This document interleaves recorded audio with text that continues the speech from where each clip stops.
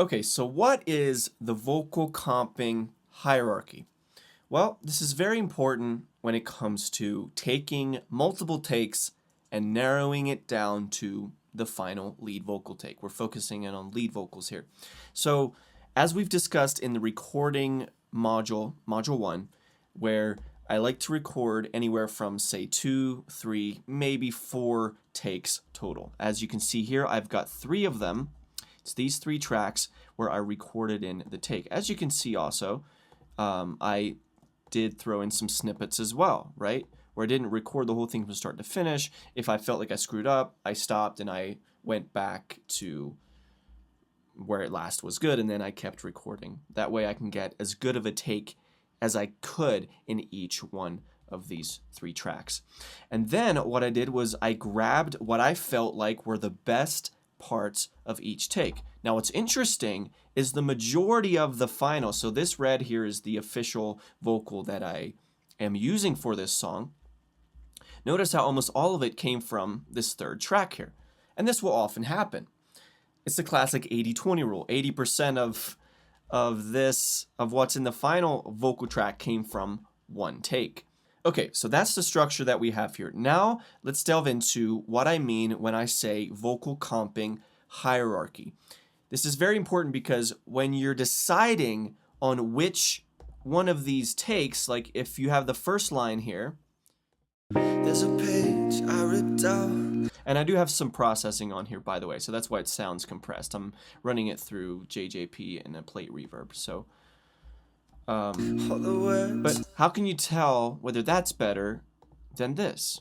There's a page I ripped out, all the words she wrote down, they're gone now. This is where this comping hierarchy comes in. So at the bottom of this hierarchy, you might find interesting, is pitch. The reason it's at the bottom is because pitch is by far the easiest thing to change in post-production or to fix in post-production. And then the second thing higher up on the hierarchy is timing.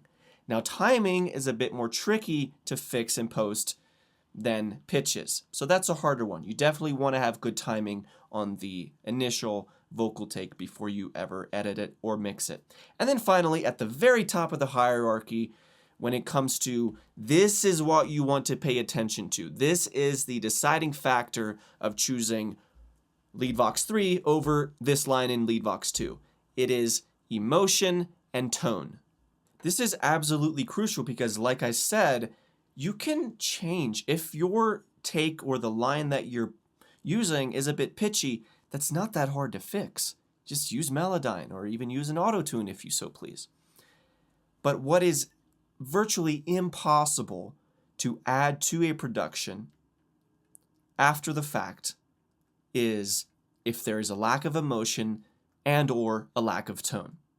So when you are comping and you're deciding which lines you want to use for your official narrowed down lead vocal, pay attention to emotion, feeling, and tone.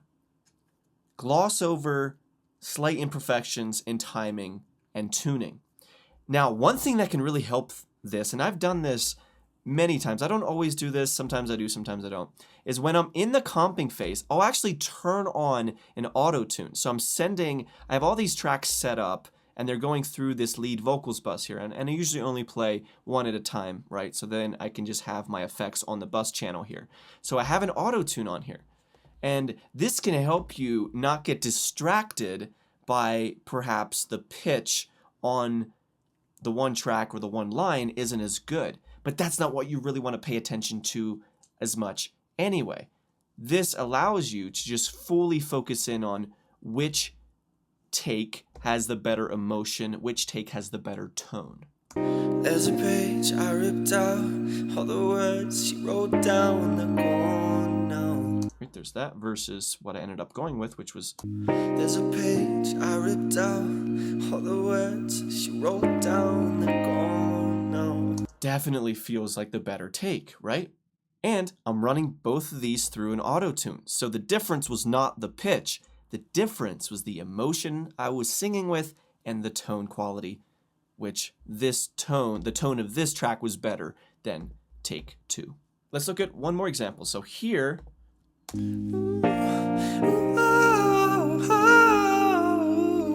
I pulled this from the second track, right? Which sounded, and then this one here sounds like this. Right? It sounded a bit more sloppy, didn't sound as good. Take 2 sounded better. This is the value of having more than one vocal take that you can pick from.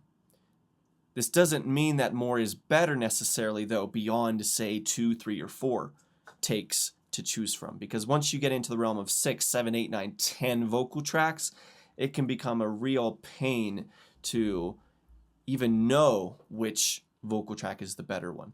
So I prefer to take the approach of make these takes as good as possible from start to finish. That way, you know that you have a great vocal in the end. So this is the vocal comping hierarchy. Once again, to recap, at the bottom is pitch.